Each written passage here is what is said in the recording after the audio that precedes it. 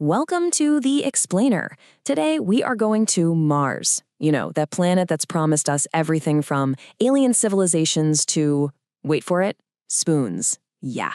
We're going to dive in and sort out the truth from some of the weirdest pictures ever sent back from space. I mean, for centuries, right? We've been looking up at Mars and just wondering.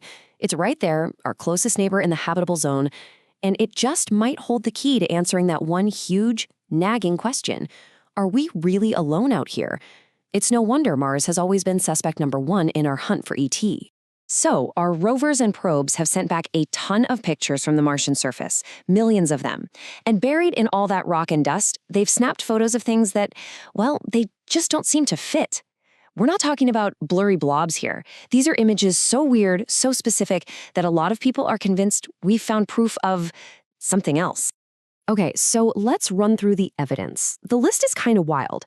It all kicked off with that legendary face on Mars back in '76. But it didn't stop there. Not by a long shot. We've got pictures of what look like spoons just lying in the sand, a doorway carved right into a cliff. There's even a giant shape that looks for all the world like an angel. And get this, the famous author, Arthur C. Clarke, he was absolutely sure he saw a whole forest of alien trees. So you've got this incredible gallery of weird stuff. What are we looking at? The ruins of an ancient Martian civilization, or is there something else going on? Let's dig into these mysteries one by one and see what the actual science has to say. First up, the big one, the legend itself, the face on Mars. When this picture dropped in 1976, it went viral before viral was even a thing. People lost their minds. The eyes, the nose, the mouth, it was all there. For more than 20 years, this idea of a giant alien monument just completely took hold. But then, in 1998, we got a better look. A new high-res photo from a different angle showed the truth. It wasn't a sculpture at all. It was just a hill, a clever trick of light and shadow. And you know what? It turns out that pretty much the same kind of boring scientific explanation works for everything else. Those spoons? Yeah, just rocks, worn down by thousands of years of Martian wind. That doorway? It's a natural fracture, and it's tiny, only about 30 centimeters high. The angel? That's just a crater mixed with some frozen carbon dioxide. And the forest? Nope, just weird patterns that happen when dry ice thaws out. In every single case, Mother Nature was the sculptor. Okay, so if none of this stuff was made by aliens, or anyone, then why are we so darn good at seeing it? Why does it look so real?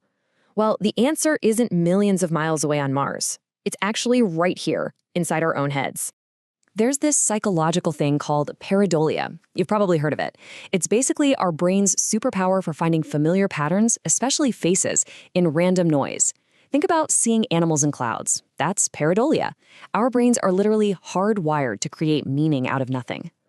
And what's really cool is that this isn't some kind of bug in our mental software. It's a feature. Pareidolia is actually an ancient survival tool. Imagine you're one of our ancestors. Seeing a face in the bushes could mean spotting a tiger. It was way better to get a false alarm 100 times than to miss it just once and become lunch. And that same life-saving program is still running in our brains today, making us see faces in toast and electrical sockets.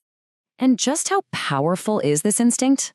Well, in 2004, someone paid $28,000 for a 10-year-old grilled cheese sandwich. You heard that right. Why? Because it looked like it had the face of the Virgin Mary on it. That, my friends, is the power of pareidolia. Okay, so while our brains are having fun finding faces and spoons in the Martian landscape, the real scientific work on Mars has been uncovering something way, way more important. And believe me, this discovery is no illusion. You know, the first rule in the search for life anywhere else is simple: follow the water. And for a long time, we got it wrong.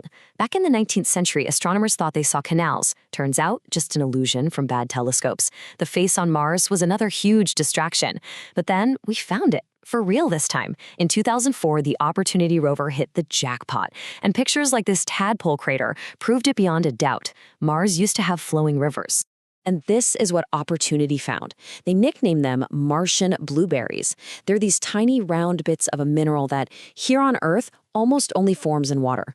This wasn't just a hint or a maybe, this was the smoking gun. It meant that Mars, the dry, dusty red planet we see today, was once a wet world. And if there was water, well, there might have been life.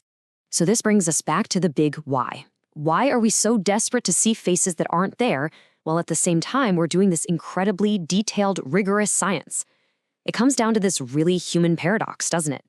We have this desire to be special, to be unique in the universe, but at the exact same time, the idea of being completely alone is, well, it's terrifying.